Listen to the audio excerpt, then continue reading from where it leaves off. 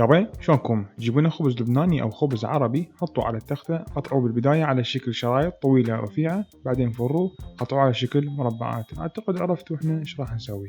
بعدها راح نشيل الخبز مالتنا اللي قطعناه قبل شوية، نخليه بصينية مال الفرن، نخلي فوقها ربع تانكي زيت زيتون، لا أو شوية أقل إذا تريدوها صحية. قلبوه كل زين، شيلوه خلوه بالفرن إلى أن يصير عندكم كريسبي. هنا أنا راح استعمل منتجات درة. هنا أنا عندي حمص حب مسلوق، عندي فول مدمس حبة كبيرة، عندي همين وياه فول مدمس بالفلفل الحار، وعندي همينة فول مدمس بالخلطة اللبنانية، وعندي همينة بجيبي فول مدمس عادي، وهمينة عندنا فول مدمس بالخلطة الشامية. عبالكم خلصنا؟ لا باقي واحد. عندنا هذا الفول المدمس بالكمون. بأول وصفة أنا راح استعمل الحمص، راح أجيب قطيتين، راح نقلبهم بهالشكل هذا، راح نفتح أول وحدة، نفتح ثاني وحدة، جدر صغير نخليه على الطباخ، راح نجيب قطيتين الحمص مالتنا وراح نفرغهم شوية حركة. تمام، بس راح نغطيه ونخليه إلى أن يطبخ على راحته. بينما الحمص مالتنا يحمى راح نجيب كاسة نخلي فوقها كمية اللبن مالتنا، ونخلي فوقها شوية هواية راشي. بعدها راح نجيب الهاون، راح نقشر لنا فص صغير ثوم نخليه بالهاون، نخلي فوقها كمية زينة ملح على مود هاي يسهل لنا الهرس. بعدين راح نبدي نضرب بيه، نضرب نضرب نضرب نضرب نضرب. تمام، فعشان صار الثوم مالتنا عبالك اختفى ايش قد ما هرسناه وصار عندنا معجون. راح نخلي فوقها كمية زينة زيت زيتون. هسه راح نجيب لنا ليمونايه، راح نقصها بالنص، راح نجيب هاي العصارة اللي اشتريناها جديد، راح ناخذ من عندها نص ليمونة نعصرها. يابا هسه راح نسوي حركات مال نينجا. وبعدها راح نخلي كمية الفلفل الأسود مالتنا، وأكيد لازم نخلي فوقها ربع طن ملح. نسوي حركات مال نينجا ونرجعها مكانها. بسرعة نعطيها خلطة سريعة إلى أن كل شي يندمج سوية. هسه راح نجي نخلي لبن وراشي. طبعا ملاحظة مو إلا نخليهم يجي بالكاسة، بس أنا توهمت ونسيت، فأنتوا قبل خلوهم بالهاون مرة واحدة. هسه راح نخلطهم شوية إلى أن يمزجون. أو لك دقيقة نسينا الخبز، الحق الحق الحق. يابا لا الحمد لله الله سترنا، صار عندنا الخبز يخبل. هسه نرجع نكمل ونبقى نخلط الصوص مالتنا إلى أن يصير لونه متجانس وكريمي ولونه حلو يخبل. خاشوقة صغيرة راح نضوقه. يراد شوية ملح، يراد شوية زيت زيتون. بعدين راح نجيب هاي الخفاقة نخفقه كلش زين، نضوقه. هسه تمام، فتشي توب. بعدها راح نجيب صحن التقديم، راح نجيب الصينية مال الخبز، اوف حارة، وراح نخلي بيها كمية الخبز بداية الصحن. هسه راح نجيب الحمص مالتنا اللي حميناه قبل شوية، خاشوقة كبيرة راح ناخذ حمص ونخليه فوق الخبز، ونخلي وياه من شوية مي عادي يشتغل. هسه بسرعة راح نلحقه بالصوص مال الفتة اللي سويناه قبل شوية، حتى يصير عندنا فتة مال حمص. يابا تخبل هذه النكهات اموت عليها اني. على السريع قبل ما ننسى راح نجيب طاوة حارة نخلي بيها ربع طن دهن سمن، نخلي فوقها طن كامل صنوبر، نحمسه كلش زين. قبل ما انسى هنا راح اخلي فوقها رشة صغيرة بابريكا حلوة، مو سبايسي، اذا سبايسي همينة تشتغل تطلع طيبة. على السريع راح اجيب بصلاية خضراء، راح اقطعها شرايح كلش ناعمة، هاي راح تفيدنا ملاعب العيد. واكيد راح نشيلها نخليها على الاطراف مال الطبق مو بالنص.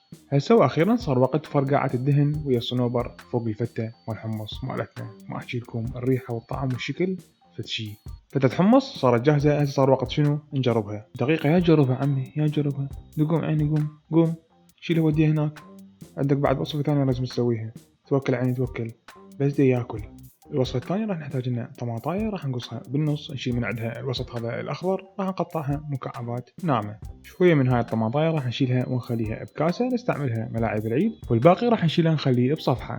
في الفلاية راح نشيلها ناخذها نقص من عندها الأطراف نفتحها بهالشكل هذا، نشيل من عندها النوى. هسه راح نقطعها بهالشكل هذا وناخذها ونسويها مكعبات ناعمة. بصلاية صغيرة راح ناخذها نقصها بالنص، نشيلها نقلبها على هاي الاتجاه، بعدين راح نقطعها شرايح بس بدون ما نفصلها. هسه ايش راح نسوي؟ راح نقربها على طرف التختة مالتنا حتى ايدنا ما تضايقنا. اذا راح نريد نقصها بالعرض هيك يصير عندنا اسهل، راح نحزها بهالشكل هذا.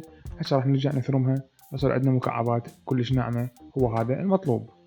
فصلوم راح نجيبه انقشر وراح نثرمه شرايح مو ناعمة، شوية كبيرة حتى شنو ما يحترق عندنا بسرعة. هسه راح نجيب باقلة ذرة حجم كبير، راح نخليها نقلبها بهالشكل هذا وراح نفتحهم. هذه ثاني واحدة همينة نفتحها. بعدها راح نشيلهم ونخليهم بالمصفي نصفيهم. هذا المي اني ما راح احتاجه بهالوصفة هذه. هسه حتى اسوي لكم فول مدمس اسكندراني، الطاوة راح نخلي شوية هواية دهن سمنة، ورا ما تحمر راح نخلي كمية البصل مالتنا اللي ثرمناها قبل شوية، وبعدها راح نخلي كمية الفلفل وهم راح نعطيها تقريبا سريعة، واكيد لازم نخلي فوقها كمية زينة ملح، كمية زينة فلفل اسود. بعد ما ذبلوا راح نخلي كمية الثوم ونقلبهم تقليبة سريعة. هنا أنا راح أخلي فوقها شوية هواية كمون هي وتتنحمس حتى الكمون هم ينحمس وياها ينطينا نكهة تخبل مضاعفة. وهسه آخر شي راح نخلي الطماطة اللي قطعناها قبل شوية، هذه راح تسوي لنا الصوص مالتنا. راح أحتاج شوية من مي الباقلة أخليه فوقها حتى شنو كل هاي المكونات تبدي تمزج سوية. هسه راح نضيف فوقها كمية الباقلة اللي راح نحتاجها احنا، نخليها تطبخ على صفحة. هسه راح نجيب لنا طاوة هي باردة راح نخلي بيها كمية السمنة مالتنا وراح نخلي فوقها كمية اللوز مالتنا. وهسه راح نبدي نحمسها على نار هادية حتى يصير عندنا اللوز كريسبي ومحمص والرطوبة مالته كلها طالعة برا. استوت عندنا الباقلة شوية. هسه راح نجيب هاي مال بيض وراح ندوسها نهرسها شوية مو هواية. هسه راح نجيب صحن التقديم مالتنا وراح نخلي بيه كمية الفول الاسكندراني اللي سويناه قبل شوية. الطماطة اللي شلناها بالبداية راح نخليها على الأطراف ملاعيب مال عيد.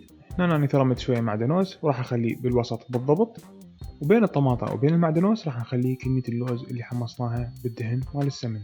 واللمسة الأخيرة راح نضيف فوقها كمية زينة زيت زيتون تنطينا فد نكهة تخبل. يا وين واخيرا صار وقت نجربها. اول شي راح اجرب فتة الحمص، نخليه هنا. بسم الله. شوية صنوبر،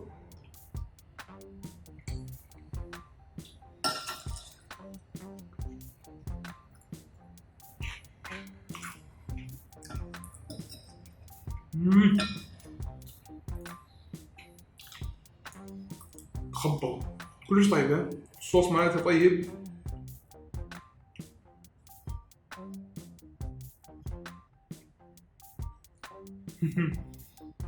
نسيت اخليها كمون. صوص اللبن لازم يرد له كمون، كذا اخليه بس هم طيب وانتو خلوه يطلع بعد طيب. أول وحدة، ثاني وحدة راح نجرب الفول. بسم الله. شوية لوز ترتيبات.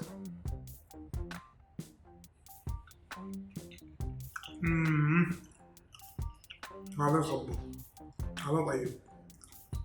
كمونة، ملح، الفلفل مالته، الزيت، اللوز،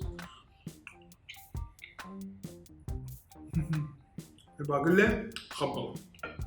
يابا شكرا للمتابعة، ان شاء الله حبيتوا هاي الوصفتين، واكيد همنا شكرا لشركة درة للسبونسر مال هاي الحلقة، واكيد همنا شكرا للوكيل مالتهم شركة رافد الطيب. عاشت ايدكم يابا، في مال الله.